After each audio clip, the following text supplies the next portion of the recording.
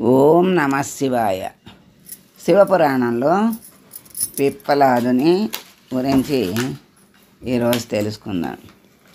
మునులారా, పూర్వం దేవేంద్రుడు వృత్రాసురునితో సమరం చెయ్యలేక విధాత దగ్గరకు వెళ్ళి మొరబెట్టుకున్నాడు. అప్పుడు ఇంద్ర వృత్రాసురుని శరీరంలో ఎముకలన్నీ కూడా వజ్రాల్లాంటివి, వజ్రంతో సమానమై ఉన్నాయి. శివుడి వల్ల వరాలు పొంది ఉన్నాడు కనుక నువ్వు అతన్ని జయించాలంటే దధీచిని అభ్యర్థించి ప్రార్థించి అతని ఎముకలను అడిగి పుచ్చుకోవాలి. ఆ వజ్రాయుధాన్ని నిర్మించుకో ఆ ఎముకలతో, దాంతో నువ్వు వృత్రాసురుని జయించగలవు అని చెప్పాడు. బ్రహ్మవాక్యాన్ని అనుసరించి దేవేంద్రుడు దధీచిని ప్రార్థించి విషయం తెలియజేశాడు. అప్పుడు ఆ మహాదాతృత్వంతో ఎముకల్ని ఇస్తాను అన్నాడు. ఎముకల్ని ఇస్తే వారందరూ ఆశ్చర్యపోయారు.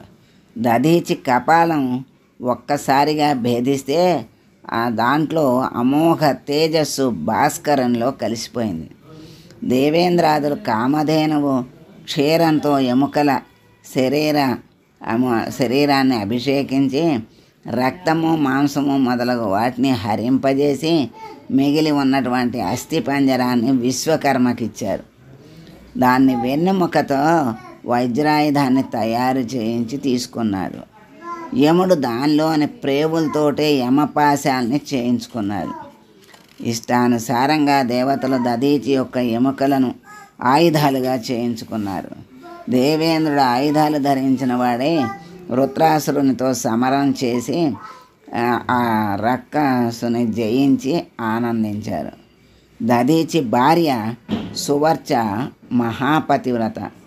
ఆమె విషయాన్ని తెలుసుకుని వెంటనే ఆమె దేవతల్ని, నా భర్తను పశువును వధించిన రీతిగా వధించారు కనుక మీరు పశువులుగా అవుతారని అయ్యదురుగాక అని శపించింది. సహగమనం చెయ్యకుండా ఆకాశవాణి, నీవు గర్భాన్ని ధరించి ఉండటం వలన సహగమనం చెయ్యరాదు అని చెప్పింది. అది విని ఆమె రాతితో తన గర్భాన్ని పగలగొట్టుకొని దాంట్లో ఉన్న పిండం ఒక రావి చెట్టు మొదట ఉంచింది. ఆ పిండాన్ని దాని నుండి అద్భుతమైనటువంటి తేజస్సుతో ఒక కుమారుడు ఉద్భవించాడు.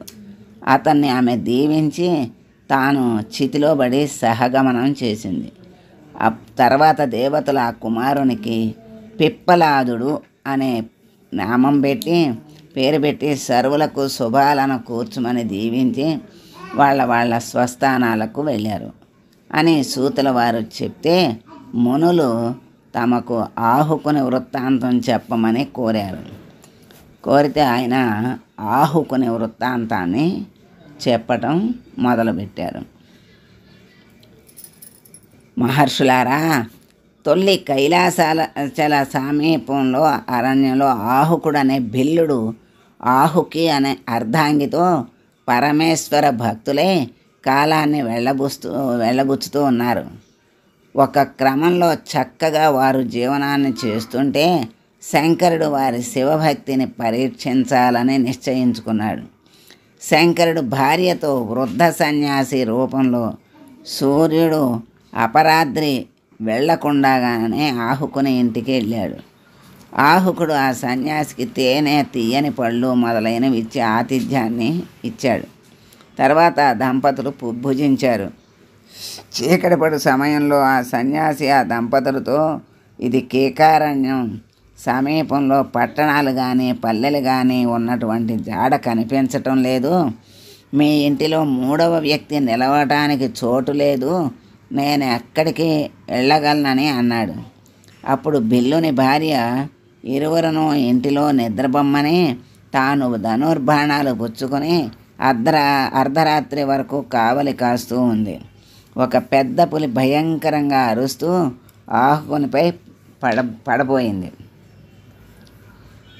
బిల్లుడు బాణప్రయోగం చేసిన వ్యర్థమై పులి అతని మీద పడి చంపి తిన్నది. అప్పుడు బిల్లుని భార్య దాన్ని తెలుసుకుని సహగమనం చేయటానికి అగ్నికి ప్రదక్షిణ చేసింది. అప్పుడు పార్వతీ పరమేశ్వరులు ఆమెకు దర్శనమొసగి, దంపతులారా, మీ భక్తికి మెచ్చి సంతసిస్తున్నాను. సూర్యవంశంలో బిల్లుడు వీరసేనుని కుమారుడైన నలమహారాజుగా ప్రఖ్యాతి పొందగలడు. ఆహుకి విదర్భరాజైన భీమసేనునకు కుమార్తె దమయంతి నామములో అతి సౌందర్యవతి అయి ఉన్నది. ఆ నలుని వివాహం ఆడుతుంది అని చెప్పి పార్వతీ పరమేశ్వరులు అదృశ్యులయ్యారు అని శౌనకాదులకు సూతుల వారు చెప్పారు. తర్వాత సూతుడు ఉపమన్యు చరిత్ర తెలియజెప్పమని అడిగారు. అది రేపు తెలుసుకుందాం. సర్వం శ్రీ పరమేశ్వరార్పణమస్తు.